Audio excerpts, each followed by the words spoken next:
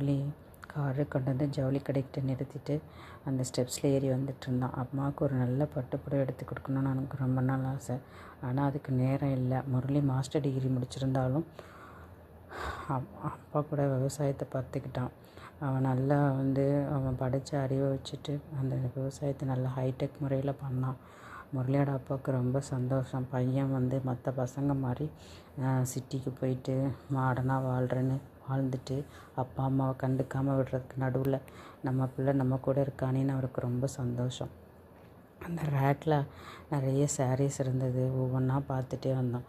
அதில் நல்ல ஒரு லைட் பிங்க் கலரில் லைட் ஒரு பேர்ல் க்ரீன் ஒரு பார்ட்ரு போட்ட சாரீ இருந்தது. அதை எடுத்தேன். அது ரொம்ப அம்மாவுக்கு நல்லாயிருக்கும். அம்மா லக்ஷ்மி அம்மா ரொம்ப ஒரு மாதிரி மஞ்சள் கலரில் இருப்பாங்க. இது அம்மாவுக்கு நல்லாயிருக்குன்னு சாரியை எடுத்தான். அப்போ அந்த சாரியை இன்னொரு பக்கம் யாரோ இழுக்கிற மாதிரி இருந்தது. அது யாருன்னு பார்க்கும்போது நல்ல அழகான ஒரு பெண்ணோட கையாக இருந்தது. இந்த நாவலுடைய தொடர்ச்சியை அடுத்த பதிவில் பதியிடுறேன்.